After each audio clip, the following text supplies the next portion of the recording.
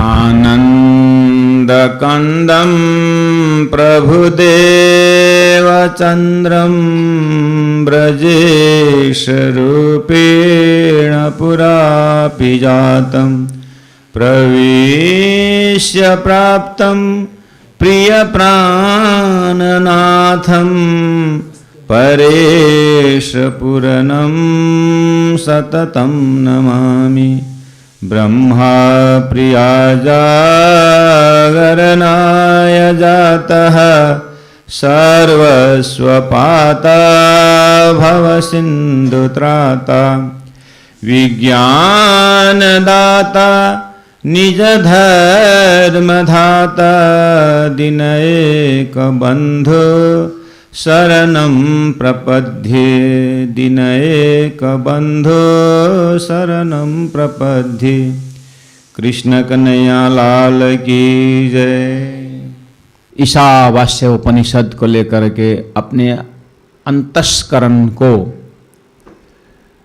किस तरह से शुद्ध पवित्र रखें, किस तरह से हम ब्रह्म चिंतन के लिए पात्र बने, उसके लिए ज्ञान मार्ग द्वारा आत्मा ज्ञान, आत्मा का स्वभाव अस्ति भाति सत चिद आनंद, बार बार उस आत्मा के गुण को गीता से और अन्य संतों के वाणी से प्रयास करवाया। और एक बार दो बार बोलने से नहीं होता है। ये जीव में अपने स्वभाव को भूल करके ये आत्मा स्वरूप, परात्मा स्वरूप, सुरता स्वरूप, उस ब्रह्म का अंश स्वरूप, आनंद स्वरूपा वो आत्मा प्रकृति और शरीर का ये माया का गुण को लेकर के यही परीक्षा है कि जन्म जन्म से इतना मोटा इसका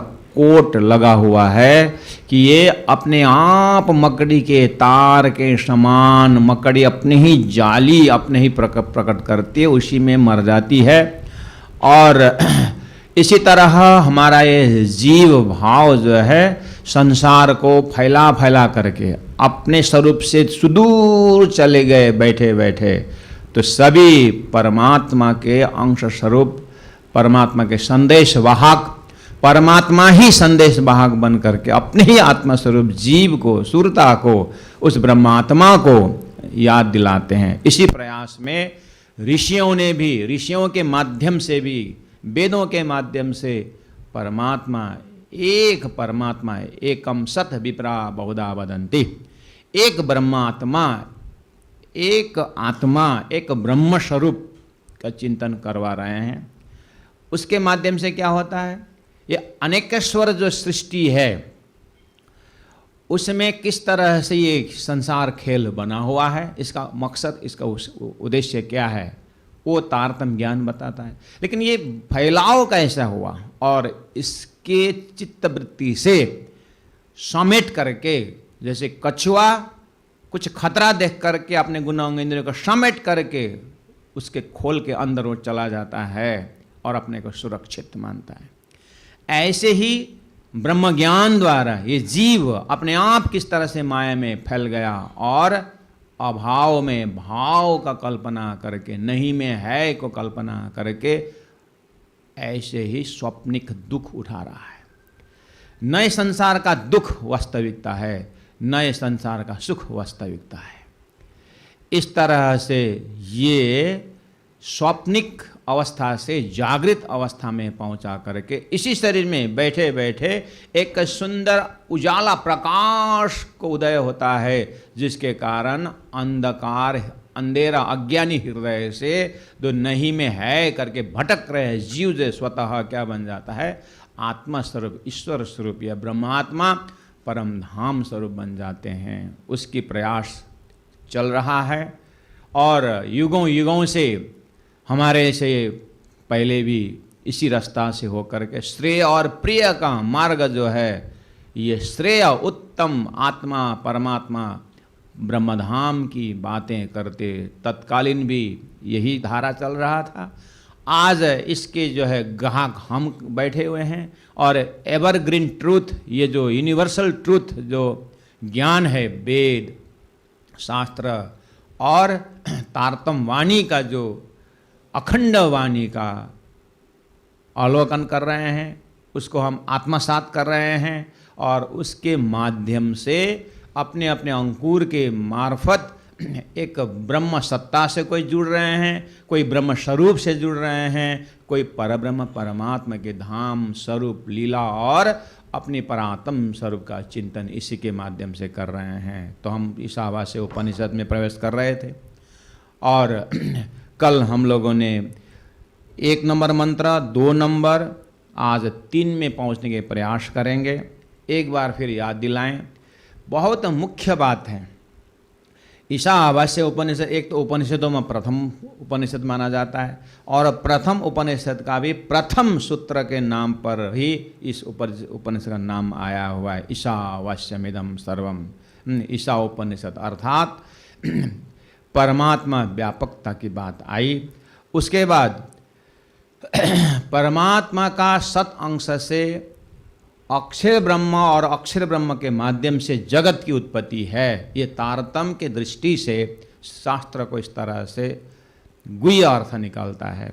तो इसी मंत्र में यत् किंच जगत्यम, जगत करके परमात्मा का सत अंश इतना व्यापक रूप से आ गया कि अक्षर ब्रह्म जगत्याम, अक्षर ब्रह्म भी सत अंश व्यापक है। उसके बाद अक्षर ब्रह्म का जो एक मन का कल्पना स्वरूप और मन में एक परमात्मा का हुक्म ही मोह अज्ञान भर मन कर्म काल और शून्य ये नाम सारे नीद के निराकार निरंजन मामति प्रणजन वाणी में कहा कि अक्षर ब्रह्म के ऊपर परमात्मा की एक उपाधि, जिसको वेदांत सूत्र भाषा से उसके उपाधि, उसके ऊपर एक आवरण, एक ढक्कन, एक नीत का आवरण, जिसको कुरान में फरामोशी करके कहा है, वो जगत्याम उस अक्षर ब्रह्म का बेहद एरिया में। उसके बाद फिर उत्पन्न होता है संसार, नारायणी सृष्टि, जो जगत पैदा होता है। तो प्राण जी ने कहा या में महाविष्णु मन, मन थे त्रिगुण ताते तिरचर सब उत्पन्न। उस अज्ञान रूपी मन का विस्तार होकर के अब नारायण सृष्टि, उसके बाद शेष नारायण, फिर जा कर के ब्रह्मा विष्णु महेश, उसके बाद जो है 14 लोक, सारी सृष्टि की व्याख्या महामति प्राण जी ने अपनी वाणी में भी कहा है। उसी का लक्षण जो है हमें वेद के सूत्र से मिलता है कि जगत्यम, जगत अब तेन त्यक्तेन वंजिता। ये बहुत ऊंची क्वालिटी बताई है हमको। इसको बार बार संतों की वाणी से और अपने निधिध्यास, अपने अनुभव से अगर हमें ब्रह्मानंद की अनुभूति करनी हो तो ये त्यक्तेना शब्द बहुत ही महत्वपूर्ण है। और संसार में जीना भी है, और जीने के लिए ही लोग अपनी इच्छा का इतना बड़ा जो महल बनाते हैं, जैसे मकड़ी अपने ही शरीर के अंदर से धागा निकालता है और बढ़िया जाल गूंथता है, उसके बाद वहीं में समा जाता है, उसी में मर जाता है। अज्ञान के ऐसे अज्ञान का इच्छा रूपी धागा हमारे अंदर से प्रकट हो जाता है और जीव उसी को इतना बड़ा संसार का फैलाव देता है। बाद में उसी तय और मैं के ये झूठे संबंधी स्वप्निक धागा में अटक करके जीव बार बार जन्मना और बार बार मरना, इस चक्कर में इसका समय बीत जाता है। इसीलिए ये त्यक्ते न, इसके ऊपर हमने बहुत कल परसों से चिंतन कर रहे हैं। फिर भी मैं और इसको और नज़दीक से एक बार कहना चाहता हूँ, ये त्याग गुण हमारे अंदर है कि नहीं। कल भी हमने थोड़ा प्रकाश डाला था, त्याग शब्द जो है हमारे अंदर है कि नहीं। तो इसमें एक उदाहरण कि जो अपने अनुभव से हम देख सकते हैं, जैसे हम आप तीर्थाटन के लिए निकलते हैं, तीर्थ के लिए निकलते हैं तो या कहीं घूमने जाते हैं, जो भी है, तो कहीं धर्मशाला में रुक जाते हैं और धर्मशाला के अंदर एक झाड़ू भी है और धर्मशाला तो मिल गया। मैं तीर्थाटन इसीलिए बोला हूँ कि प्रायतः लोग थोड़ा जनरल जो है, लोग इतना VIP में तो होते नहीं हैं। मिडिल क्लास लोग हम जब जाते हैं तो हाई फाई वाला होटल में तो नहीं रुकते, और ऐसा भी नहीं कि फुटपाथ में रुकते हैं। तो नॉर्मल जो है, रिजनेबल जो अपना पहुंच के अंदर हो, खर्च को देखते हुए एक धर्मशाला में रुक गए। सपोज एक झाड़ू भी है और गद्दा दे दिया, और रात भर का जो है यात्रा वहाँ विश्राम करना है, तो वहाँ बैठे बैठे एक झाड़ू भी दिखाई दिया, थोड़ा धूल दिखाई दिया, तो हम अपने आपस में बात करते हैं, अरे झाड़ू है यहाँ पर, झाड़ू लगा दें, थोड़ा साफ करें। अरे ऊपर थोड़ा मकड़ी के जाल भी है, पता नहीं इस यात्री नहीं आते हैं क्या यहाँ पर, इतना गंदा दिखता है। भले ही जो दो चार शब्द प्रयोग झाड़ू पकड़ते हैं और झाड़ू पकड़ के झाड़ू लगाते हैं वहाँ पर, देखना तो झाड़ू लगाते समय हमारा झाड़ू वही है, झाड़ू का पकड़ने का लक्षण वही है, उसका एक्टिंग वही है, और झाड़ू वहाँ भी अंदर से बाहर निकालते हैं गंदा, जो हम कचरा है अंदर से बाहर निकालते हैं, और अपने घर में भी झाड़ू लगाते हैं, धर्मशाला में भी झाड़ू लगा रहे हैं। धर्मशाला में झाड़ू लगाते समय हम इतना होश में हैं कि वहाँ से झाड़ू निकाल के सफा, एकदम सफा करते हैं। ऐसा नहीं कि वहाँ पर जैसे एक्टिंग करते हैं, ऐसा नहीं, सीरियसली हम झाड़ू लगा रहे हैं। लेकिन हृदय में कितना त्याग वृत्ति है कि कल सुबह 4-5 बजते न बजते इस धर्मशाला हम अपने लक्ष्य में जाना है। कल सुबह 4-5 बजे 6 बजे जो है अपने लक्ष्य की ओर प्रस्थान करना है, और यहाँ अभी झाड़ू लगा करके हम रात भर सोने के लिए। तो यहाँ हम अपने वृत्ति को अंदर से देखें, यहाँ पर त्याग वृत्ति है, कल निकलने के लिए यहाँ पर तैयारी चल रही है। तो ये संसार में जो भी सामग्रियाँ हम प्रयोग कर रहे हैं, ये संपूर्ण सामग्रियाँ वहाँ झाड़ू लगा दे हैं कि वो सफाई करने के लिए, लेकिन हमारे दिमाग में ये नहीं कि कल जाते हैं झाड़ू भी लेके जाएंगे, गद्दा भी लेके जाएंगे। कहीं हमारे अंतस्करण ढूंढे, कहीं नहीं मिलता है। वो जैसा यहीं था यूज किया और यहीं छोड़ के चले जाना है, यही हमारा मकसद रहता है। संसार में हम आने से पहले सड़कें बनी थी, सारे व्यवस्था थी, और कोई भी सामग्री हमने लेके नहीं आए, परमात्मा ही यत्र तत्र परमात्मा ने ही व्यवस्था कर रखे थे। और गुरुजी मंगलदास जी कहा करते हैं, हमारे संसार में आने से पहले अन्न में जो दूध है वो किसने भरा, फलों में जो दूध है वो किसने भरा, और ये सारा दाना पानी हमारे जीने के लिए किसने तैयार किया, सारा परमात्मा का देन है। यत्र तत्र परमात्मा की कृपा, परमात्मा का मेहर जो है दिखाई देती है। तो ये सब सामग्रियों को प्रयोग करके तेन त्यक्तेन भुंजी था, उन परमात्मा को भूले बिना, उनकी दया को देखते हुए, परमात्मा जीव के ऊपर इतनी दया करना चाहते हैं, हम भी किसी के ऊपर दया करना चाहते हैं। लिप सर्विस करके तो नहीं होता है ना, आई विल हेल्प यू, मैं तुमको मदद करता हूँ, मुख से बोलने से लिप सर्विस थोड़ी होता है। कुछ सामग्रियों प्रस्तुत करना होता है। कोई किसी को बर्थडे मनाने जाते हैं हम, तो खाली हाथ जाकर के हैप्पी बर्थडे टू यू बोलने क्या मतलब हुआ, कम से कम 20 रुपये 50 रुपये का 100 रुपये का डॉट पेन लेके जाएं।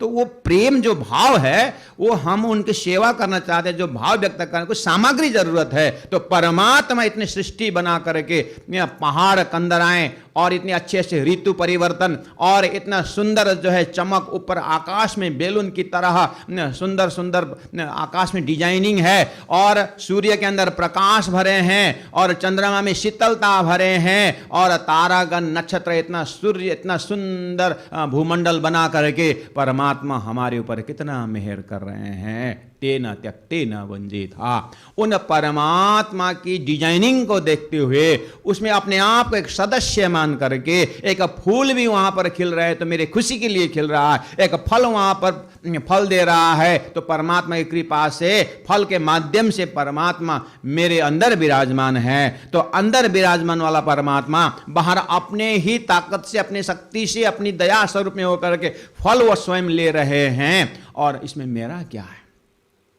गौ के माध्यम से दूध दे रहे हैं, और ऋतुओं के माध्यम से इतना घूमने का, और इतना सुंदर सुंदर प्रकृति का नदियां, झरना, और इतना पवित्र सरिता जो घूम रही है। आखिर सृष्टि को बिगाड़ा तो हम लोगों ने बिगाड़ा है। कभी कभी क्या होता है, सुंदर माहौल होता है, और पेड़ों के नीचे हवाएं सुंदर बहती थी, हमने घर बना के बैठ लिया, और दूसरे दिन से मैला शुरू।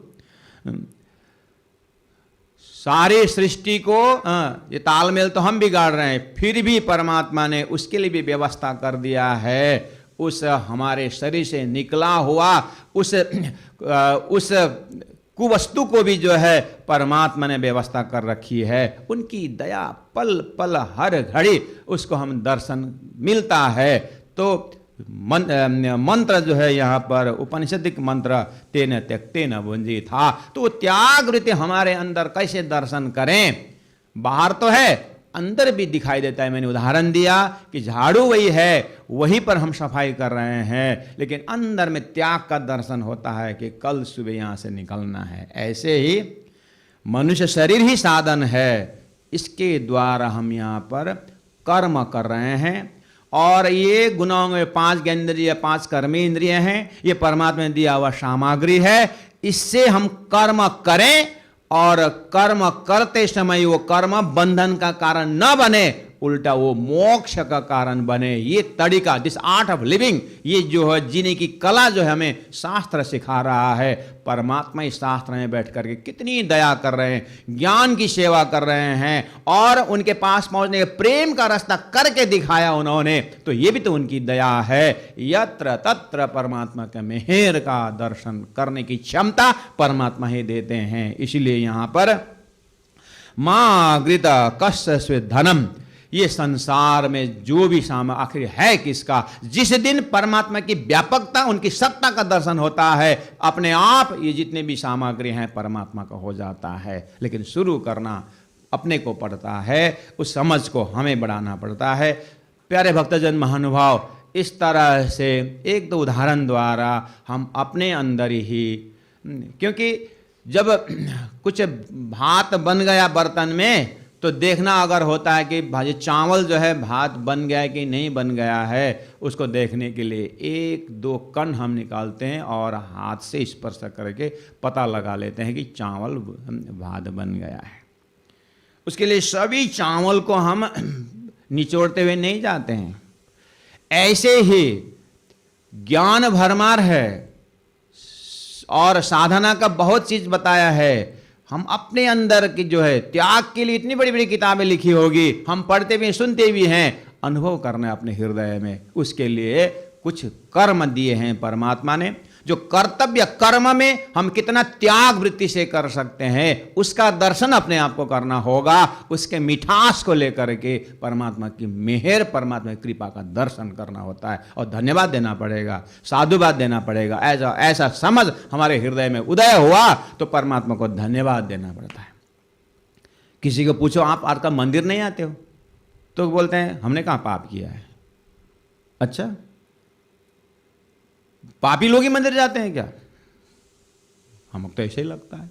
अच्छा, तो मंदिर जाने वाला पापी है तो मंदिर बनाने वाला महात्मा तो और महापापी है, और मंदिर में रहने वाला तो बात ही छोड़ो, पुजारी तो नरक में गया।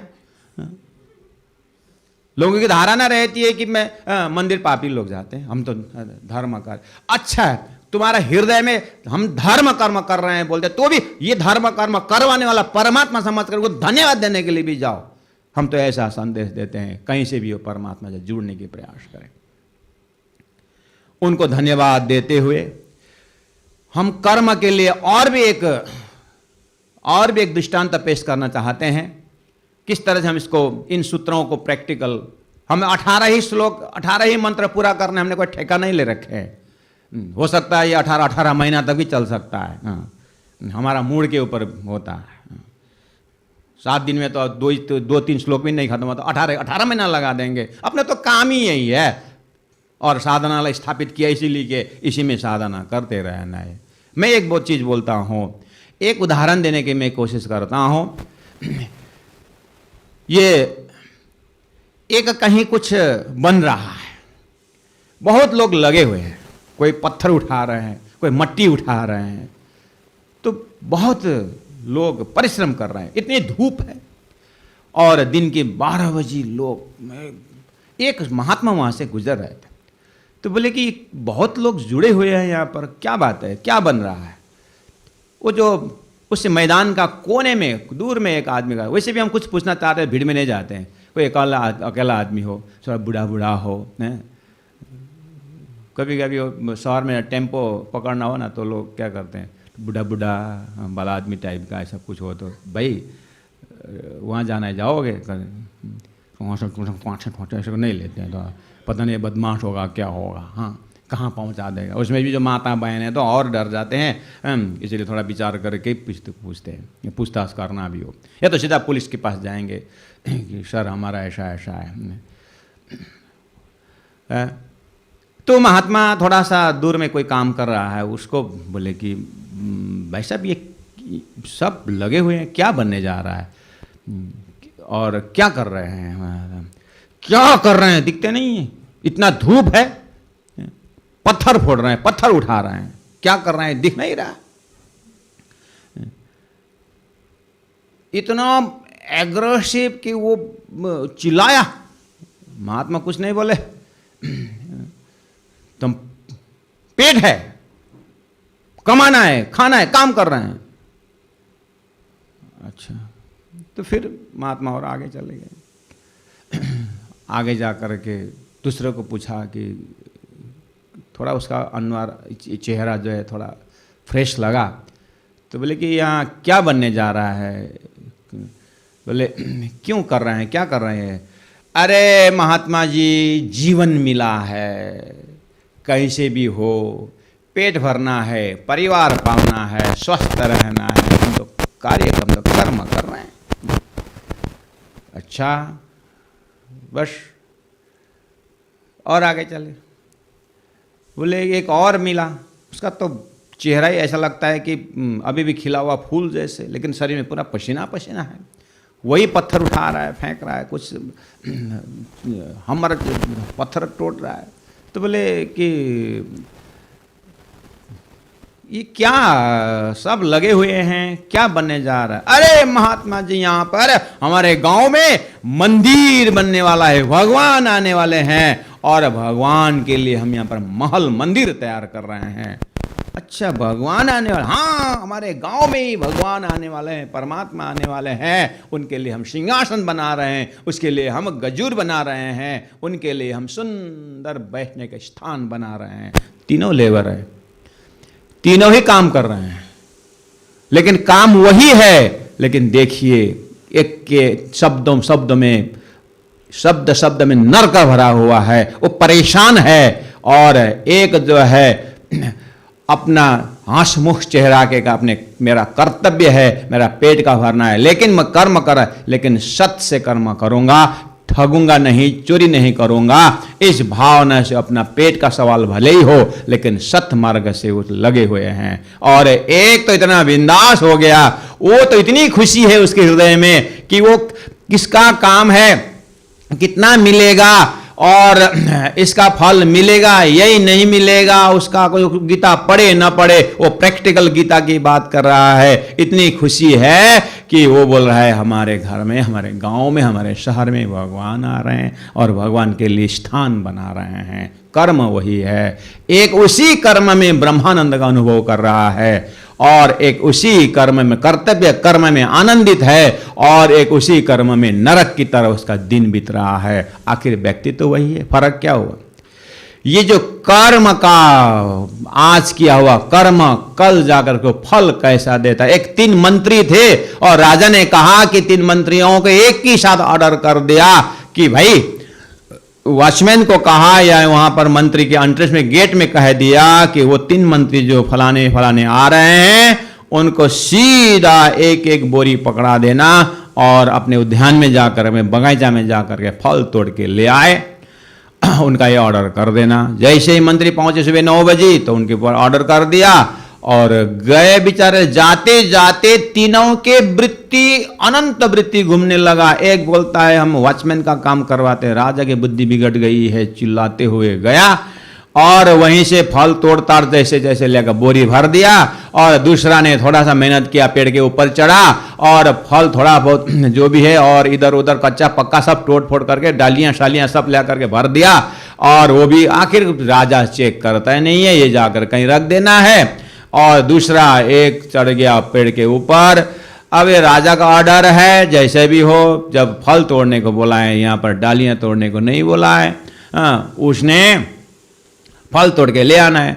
तो देखा कि ये फल अगर ज़्यादा कच्चा भी तो खा नहीं सकते हैं, चाहे भले कोई भी खाए, कच्चा भी खाने का, और ज़्यादा पका हुआ जो है वो भी तो गिरने वाला है। और एक एक फल चुन चुन करके उसने थोड़ा सा कच्चा भी डाले और थोड़ा सा पक्का रंग चढ़ रहा है उसको भी डाले, और ज़्यादा ही कलर अभी तोड़ के अभी खाने का रस भरे ऐसा फल भी तोड़ के पूरा बोरी भर के ले आए। तीनों जने आ गए और राजा का आज्ञा जैसे ही हुआ कि जाओ 3 जने 15, 16, 17 नंबर 3 कमरा में घुस जाओ और जो लेके आए हैं 15 दिन वही बैठ के खाओ। बोलो श्री प्राणनाथ प्यारे की जय।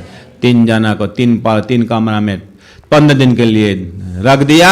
आप विचार करना आखिर तीनों ने क्या खाया। जिन्होंने घास फूस लेके आए वही खाना पड़ा, जिसने कच्चा वच्चा ले के आया था जैसे वैसे खाना पड़ा, और एक ने तो पका हुआ लाया था उसी दिन खाया, और थोड़ा रंग चढ़ा हुआ 3 दिन बाद खाया। और ऐसा करते करते 15 दिन आराम से तो फ्रेश फल जैसा रस पूर्ण होकर 15 दिन में निकला, और जो घास फूस लेके आया था वो तो गोबर की तरह चेहरा बना के निकला। आखिर कर्म तो अपना ही होगा, अपना ही जैसा कर्म करोगे वैसा ही भोगना पड़ेगा। इसलिए कुर्वन्नेव कर्माणि, कर्म करना ही है, लेकिन कर्म कर्तव्य, कर्म के पीछे ज्ञान का भाव और प्रेम के साथ कर्म करना चाहिए।